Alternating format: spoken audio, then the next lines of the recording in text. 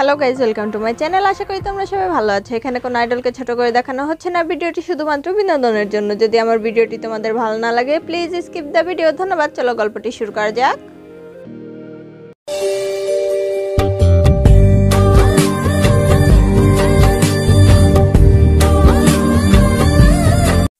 এখন বিকাল 4টা। জিমিন লিভিং রুমে বসে বসে টিভি দেখছিল। হঠাৎ করে জিমিনের বিরক্ত লেগে ওঠে, কারণ জিমিনের কিছুই ভালো লাগছিল না। টিভিতে ভালো কিছু সে খুঁজেই পাচ্ছিল না।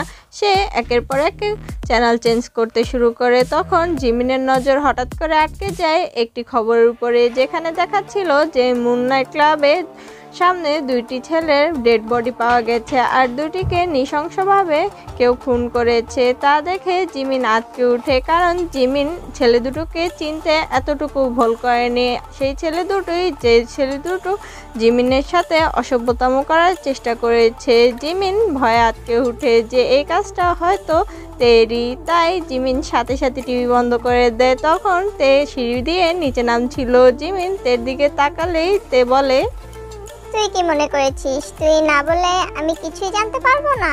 এই বলেই তে সিঁড়ি দিয়ে নেমে জিমিনের পাশে সোফায় এসে বসে। তা দেখে জিমিন ভয় পেয়ে যায়, একটু নড়ে চড়ে বসে। তে আপু, আসলে থাক, আমাকে আর কোনো কিছু এক্সপ্লেন করতে হবে না, আমি সবটাই জানি। তুই কি ভুলে গেছিস যে আমি কে আর আমি কি করতে পারি? তুই যখন সুগার সাথে আমার সামনে এসে দাঁড়িয়েছিস, তাও আবার অন্য ড্রেস পরে, তখনই আমার সন্দেহ হয়েছে যে কিছু একটা ঘটেছে। তাই তো আমি পরবর্তীতে খোঁজ লাগিয়ে জানতে পারি যে কি হয়েছে। আর ওই দুটো জানোয়ারের বাচ্চার সাহস কি করে হলো আমার বোনের দিকে হাত দেওয়ার? তাই আমি ওদের উচিত শিক্ষা দিয়েছি। সরি তে আপু, আমি বুঝতে পারিনি এমনটা যে হবে। আমি তোমার কাছ থেকে ব্যাপারটা লুকোতে চাইনি, কিন্তু তার আগে সুগা আমাকে বাঁচিয়ে নিয়েছিল। আর আমি চাইনি যে তুমি আরো কোনো খারাপ কাজের সাথে যুক্ত হও, তুমি আমার জন্য আরো কাউকে খুন করো। তাই আমি তোমাকে বিষয়টা বলিনি, আমি বিষয়টা লুকিয়ে গিয়েছি। কিন্তু তাতেও তো শেষ রক্ষা হলো না, তুমি তো সেই দুটো ছেলেকে মেরেই ফেললে। হ্যাঁ, মেরেছি তো। ওরা আমার খাবে, আমার করবে, আর আমারই বোনের দিকে হাত বাড়াবে। তাহলে ওদেরকে আমি মারবো না তো কি পুজো করবো? ওদেরকে আমি মেরে কুকুর দিয়ে খাওয়াইনি, এটাই ওদের কপাল ভালো। আমি তো চেয়েছিলাম ওদেরকে টুকরো টুকরো করে কুকুর দিয়ে খাওয়াতে, কিন্তু ওর বাকি দুটো সদস্যদের কথা অনুযায়ী ওদেরকে শুধু মেরে ফেলে রেখেছি, আর কিছুই করিনি। তা না হলে ওদের বডিটাও খুঁজে পাওয়া যেত না। তের এমন কথায় জিমিন এবার আরো ভয় পেয়ে যায়। জিমিনের ভয়াত্মক চেহারা দেখে তে এবার শান্ত কণ্ঠে বলে, যা হয়েছে হয়েছে, সম্পূর্ণটা দুঃস্বপ্ন ভেবে ভুলে যা। আর হ্যাঁ, নেক্সট টাইম থেকে আমার কাছ থেকে কিছু লুকানোর চেষ্টা করবি না। আমি কোনো না কোনোভাবে জেনেই যাব, তাতে তোরই অসুবিধা হবে। তাই বলছিলাম যে আমার কাছ থেকে কিছুই লুকাস না। ঠিক আছে তে আপু, আমি আর তোমার কাছ থেকে কিছুই লুকাবো না।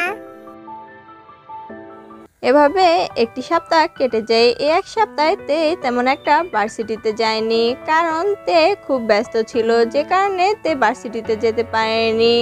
তার কারণ হচ্ছে সেউন এই এক সপ্তাহ ধরে তের উপর অনেকবার হামলা করেছে, তেকে মারার চেষ্টা করেছে, কিন্তু তাকে মারতে পারেনি। শুধু তাই না, তের ব্যবসায় অনেকভাবে ক্ষতি করার চেষ্টা করেছে, কিন্তু তাও পারেনি। এমনকি তে যেসব অ্যান্টিক্স আর গোল্ড সাপ্লাইয়ের কথা ছিল তার বিজনেসের ক্ষেত্রে, সেগুলোকেও সেউন চুরি করার চেষ্টা করেছে, কিন্তু তে তার সব প্ল্যান মাটি করে দিয়েছে। যার কারণে সেউন আরও বেশি রেগে যায় আর তের উপর হামলা করতে থাকে, কিন্তু সেউনকে তে কোনো সুযোগই দেয় না। তে কোনোভাবেই সেউনের প্ল্যান সাকসেস হতে দেয় না। অন্যদিকে জাংকুক তের সাথে কথা বলতে চায়, তের সাথে দেখা করতে চায়, কিন্তু সে এক সপ্তাহে তের সাথে তেমন একটা দেখা করতে পারে না, কারণ তে তো খুব পরিমাণে ব্যস্ত। আর জাংকুক জানতে চায় যে সেদিন রাতে আসলে কি হয়েছিল, কে ছিল তার সাথে। তে নাভি। এটা জানার জন্য জাংকুক তের সাথে অনেকবার কন্ট্যাক্ট করার চেষ্টা করে, কিন্তু সে কোনোভাবেই কন্ট্যাক্ট করতে পারে না। অন্যদিকে জিমিন সুগার প্রতি আরও দুর্বল হয়ে গেছে। সে সুগার সাথে কথা বলতে চায়, কিন্তু সুগার জিমিনকে কিছুদিন ধরে ইগনোর করছে। আসলে সুগার মাথায় তো এখন অন্য কিছু চলছে, যে সেই কানের দুলের মালিক আসলেই কি তে কিনা সেটা জানার জন্য সুগা মরিয়া হয়ে উঠেছে। সুগা জানতে চায় যে তেই কি আসল তেহি কিনা, তে কি তার সে হারিয়ে যাওয়া বোন কিনা। তার জন্য সুগা অনেকদিন যাবৎ জিমিনকে ইগনোর করছে। এছাড়াও আরেকটা কারণ আছে, সুগা জিমিনের সামনে যেতে একটু অকওয়ার্ড লাগছে সেদিনের পর থেকে। এই সুগা বিলার বাচ্চাটা হলো কি, আমাকে এরকম ইগনোর করছে কেন? আগে তো কোনো না কোনো সুযোগ খুঁজে বেড়াতো আমার সাথে ঝগড়া করার জন্য পায়ে পা দিয়ে, কিন্তু ইদানিং দেখছি আমি ওর সাথে কথা বলতে চাইলো ও আমাকে কাজের বাহানা দেখিয়ে সরে যায়, আমাকে ইগনোর করে। ওর হয়েছেটা কি? ও কি কাউকে পছন্দ করে তাই আমাকে ইগনোর করছে, যাতে ওকে ওর গার্লফ্রেন্ড সন্দেহ না করে এই জন্য? জিমিন এইসবই ভাবছিল আর অন্যমনস্ক হয়ে হাঁটছিল। ঠিক সেই সময় ও কারো একটার সাথে ধাক্কা খেয়ে পড়ে যেতে নিলেই সে ব্যক্তিটা ধরে ফেলে। সে আর কেউ না, সুগা নিজেই। আচ্ছা, তুমি কি দেখে চলতে পারো না? তুমি কি সবসময় যেখানে সেখানে ধাক্কা খেয়ে পড়ার জন্য প্রস্তুত হয়ে থাকো নাকি? একদম উল্টাপাল্টা কথা বলবে না। আমি ধাক্কা খেয়ে পড়ে থাকার জন্য প্রস্তুত হব কেন? আসলে আমি কিছু একটা ভাবছিলাম তাই। আর যদি আমি পড়েও যাই তাতে তোমার কি? আমার কি সেটা তোমার না জানলেও চলবে। যাই হোক, কি নিয়ে এত ভাবছিলে বলো তো? আর হ্যাঁ, আমার তোমার সাথে কিছু দরকার ছিল। কি নিয়ে ভাবছি তা আমি তোমাকে বলতে যাব কেন? আর হ্যাঁ, তোমার কি দরকার আমার সাথে? আর যা কথা বলার আমাকে সোজা করে তারপরে বলো। কতক্ষণ ধরে এভাবে আমাকে ধরে দাঁড়িয়ে থাকবে? আসলে সুগা আর জিমিন ধাক্কা খাওয়ার পর সুগা যখন জিমিনকে ধরে ফেলে, সেই অবস্থাতেই দাঁড়িয়ে সুগা জিমিনের সাথে কথা বলতে শুরু করে, আর জিমিনও সুগার কথার উত্তর দিতে শুরু করে। হঠাৎ করে জিমিন সুগাকে মনে করিয়ে দেওয়াতে সুগা জিমিনকে সোজা করে দাঁড় করায় আর বলে, সরি, ইচ্ছা করে করিনি, তাড়াহুড়োর সাথে ভুলে গেছে। আচ্ছা, এখন বলো তো তে কোথায়? তোমার আবার তে আপুর সাথে কি দরকার? তে আপু তো ভার্সিটিতে নেই। সে আমি জানি, কিন্তু তারপরেও তের সাথে আমার দরকার ছিল। তেকে এখন কোথায় পাওয়া যাবে তুমি জানো? আর যদি না জানো তাহলে থাক, আর যদি জানো প্লিজ আমাকে বলো, ইটস ইমার্জেন্সি। আসলে আমিও জানি না যে তে আপু এখন কোথায় আছে, কারণ গত এক সপ্তাহ ধরে তে আপু খুবই ব্যস্ত। আমি বাবার কাছ থেকে জানতে পেরেছি যে আমাদের কোম্পানিতে নাকি খুব বড় প্রবলেম হয়েছে। আমাদের কোম্পানির এক এমপ্লয়ি নাকি এপেক্স কোম্পানির কাছে আমাদের নতুন প্রজেক্ট সম্পর্কে সব ইনফরমেশন দিয়ে দিয়েছে। তা নিয়ে তে আপু প্রচুর পরিমাণে ডিস্টার্ব আর ব্যস্ত। আসলে তারপর আমি আর কিছু জানি না। তে আপু ইদানিং ভার্সিটিতে আসে না, আর আমাদের সাথে তেমন একটা যোগাযোগও করে না, তাই আমি ঠিক বলতে পারবো না। আচ্ছা জিমিন, তোমার কাছে তো এর পার্সোনাল নাম্বার আছে তাই না? প্লিজ তুমি ওকে একবার কল করো, কল করে ওর সাথে আমার কথা বলিয়ে দাও। খুব ইমার্জেন্সি প্রয়োজন, আমার জানাটা খুব প্রয়োজন, আমার খুব দরকার ওকে। প্লিজ আমার এতটুকু হেল্প করো, আমি তোমার কাছে রিকোয়েস্ট করছি। সুগার এমন আকুতি ভরা কণ্ঠ শুনে জিমিনের বুকটা ধক করে ওঠে। জিমিনের কেন জানি খারাপ লাগছে, জিমিনের কেন যেন কষ্ট হচ্ছে। আচ্ছা, সুগা তে আপুকে খুঁজছে কেন? তে আপুর সাথে সুগার কি এমন দরকার? তে আপুকে এত পাগলের মতো খুঁজছে। গত এক সপ্তাহ ধরে আমাকে ইগনোর করে যাচ্ছে, এখন শুধু আমার সাথে কথা বলছে, তাও আবার তে আপুর সাথে যোগাযোগ করার জন্য। তে আপুকে কেন এত খুঁজছে? ও কি তে আপুকে ভালোবাসে? না না, আমি এসব কি ভাবছি? আমি কি হলো, দাঁড়িয়ে দাঁড়িয়ে কি ভাবছো? ফোনটা করো। হ্যাঁ হ্যাঁ করছি। জিমিন সাথে সাথে তেকে ফোন করে। দুবার রিং হওয়ার পর তে ফোনটা রিসিভ করে। হ্যাঁ জিমিন, বল কেন ফোন করেছিস? তে আপু, আসলে আমার কোনো দরকার ছিল না। সুগা তোমার সাথে কথা বলতে চায়, ওর তোমার সাথে কথা বলা নাকি খুবই দরকার। কি বিষয়ে? আমি ঠিক জানি না, তুমি নিজেই সুগার সাথে কথা বলে জেনে নাও। এই বলেই জিমিন ফোনটা সুগাকে দিয়ে দেয়। সুগা ফোনটা হাতে নিয়ে তের নাম্বারটা দেখে এবং ফোনটা কানে ধরে। হ্যালো তে। হ্যাঁ সুগা ভাইয়া, বলো তুমি আমাকে কি জন্য ফোন করেছো? তে সেদিন হসপিটালে তুমি কি কিছু হারিয়ে ফেলেছিলে যখন তুমি আমার সাথে বসে কথা বলেছিলে? হ্যাঁ, হারিয়েছে। তা তুমি কি সেই জিনিসটা খুঁজে পেয়েছো? না, পাইনি। আমি আমার লোকদের পাঠিয়ে পুরো হসপিটাল তন্ন তন্ন করে খুঁজেছি, প্রত্যেকটা কোনায় কোনায় খুঁজেছি, কিন্তু আমি আমার সেই শখের জিনিসটা পাইনি। হঠাৎ করে তুমি এই কথা বলছো কেন? তুমি কি আমার সেই জিনিসটা পেয়েছো?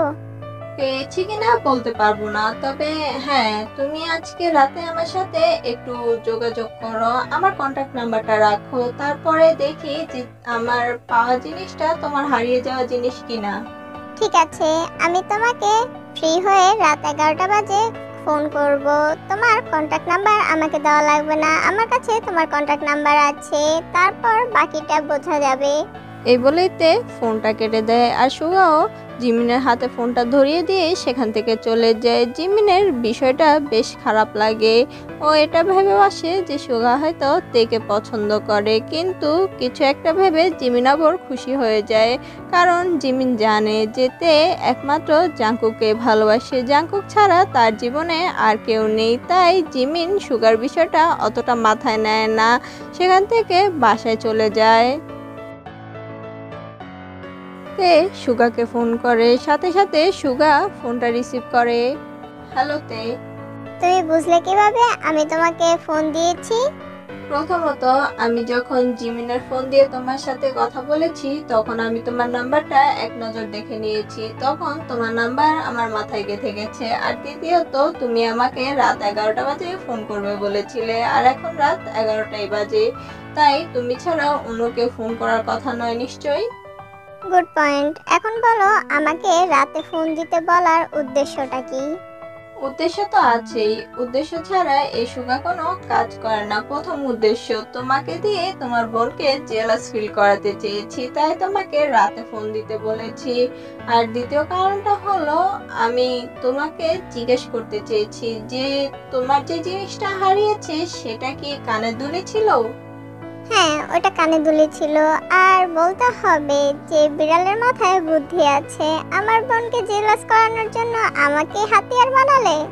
হ্যাঁ, হঠাৎ করে তুমি যদি আমার সাথে রাতে কথা বলো তাহলে তো তোমার বোনের মনে আমার জন্য যদি কোনো ফিলিংস থাকে তাহলে সন্দেহ তো অবশ্যই জন্মাবে, তাই আর কি একটু ট্রাই করে দেখলাম যে তোমার বোনের রিয়াকশনটা কেমন হয় তোমার দ্বারা। তাই স্টপ, বেশি এগিয়ে যেও না, অতটা এগিয়ে যাওয়া ভালো না।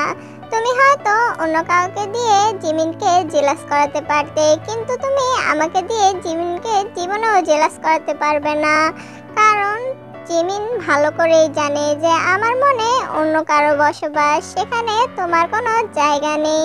তাই আমার দ্বারা ও কখনোই জেলাস হবে না। তোমার টার্গেটটা সম্পূর্ণই ভুল ছিল, তোমার সমস্ত চেষ্টা বিফলে গেল। তোমার মনে অন্য কারো জায়গা মানে তুমি কি কাউকে ভালোবাসো? হ্যাঁ, আমি কাউকে ভালোবাসি, তাই তোমার কোনো জায়গা নেই। জিমিন সেটা খুব ভালো করেই জানে। তুমি কাকে ভালোবাসো? আমি যাকে ভালোবাসি সে না তোমার কলেজ পপুলার ছেলে জিয়ন জাংকুক, না মাফিয়া কিং জেকে, এরা কেউই আমার ভালোবাসা না। আমি যাকে ভালোবাসি সে আমার ছোটবেলার বন্ধু, আমার ছোটবেলার ভালোবাসা। সে কে সেটা পরে জেনে নিও অন্য এক সময়, এখন জানার কোনো দরকার নেই। এখন বলো তুমি আমার কানের দুল আমাকে কখন ফেরত দেবে? তের এমন প্রতি উত্তরে সুগা আর পাল্টা কোনো প্রশ্ন করতে পারে না, কারণ সুগা জানতে চেয়েছিল যে তে জাংকুককে ভালোবাসে কিনা, তাই তেও এমনভাবে কথাটা বলেছে যাতে সুগা মনে করে যে তে অন্য কাউকে ভালোবাসে। তে ভালো করে জানে যে জাংকুকের সম্পর্কে কেউ কিছু জানুক আর না জানুক সুগা সম্পূর্ণটাই জানে, তাই তে কথাটা এভাবে ঘুরিয়ে পেঁচিয়ে বলেছে। কাল বিকালে তুমি ডিআর ক্যাফেতে চলে এসো, সেখানেই তুমি তোমার কানের দুল পেয়ে যাবে, কিন্তু সেই কানের দুল নেওয়ার আগে তোমার আমার কিছু প্রশ্নের উত্তর দিতে হবে, তাহলেই তুমি তোমার কানের দুল পাবে, তা না হলে কানের দুলের আশা বাদ দিয়ে দিও। কি প্রশ্ন? তুমি ঠিক কি জানতে চাও আমার কাছ থেকে? সেটা কালকে তুমি ক্যাফেতে আসলে জানতে পারবে যে আমি তোমার কাছ থেকে কি জানতে চাই। আর শুধু জানতে না, জানাতেও চাই তোমাকে কিছু, যদি তুমি সেই মানুষটি হও। মানে? মানেটা আমি তোমাকে কালকে ক্যাফেতে আসার পরেই বুঝিয়ে দেব। এখন রাখছি। এই বলেই সুগা ফোনটা কেটে দেয়। তে আর কিছুই বলে না। জিমিনের কিছুতেই ঘুম আসছিল না, তাই জিমিন কিছু একটা ভেবে সুগাকে ফোন করে। কি হয়েছে জিমিন, তুমি এত রাতে আমাকে ফোন করলে কেন? আসলে সুগা, আমার তোমাকে কিছু জিজ্ঞেস করার ছিল। কালকে তুমি ফ্রি আছো? আমরা তাহলে একটু বাইরে যেতাম, একটু ক্যাফেতে গিয়ে কফি খেতাম আর গল্প করতাম। আসলে আমার সব ফ্রেন্ডরা যে যার মতো ব্যস্ত হয়ে গেছে, তাই আর কি তোমার কথাই মাথায় আসলো প্রথমে, তাই আমি তোমাকে জিজ্ঞেস করলাম। সরি জিমিন, আমি কালকে মোটেও ফ্রি নেই। কালকে আমার একটা কাজ আছে, তাই আমি যেতে পারবো না। তুমি অন্য কাউকে খুঁজে নাও। এই বলে সুগা ফোনটা কেটে দেয়, যার জন্য জিমিনের খুব মন খারাপ হয়। কিন্তু জিমিন অত কিছু না ভেবে বিছানায় গিয়ে গায়ে লিয়ে দেয় আর ঘুমের রাজ্যে পাড়ি দেয়। আজকের গল্পটা এ পর্যন্তই। আশা করি তোমাদের ভালো লেগেছে। যদি ভালো লেগে থাকে আমার ভিডিওতে লাইক কমেন্ট শেয়ার করতে ভুলো না। আর পরবর্তী আপডেট পেতে আমার চ্যানেলটিকে সাবস্ক্রাইব করে রেখো। ধন্যবাদ। আইনি।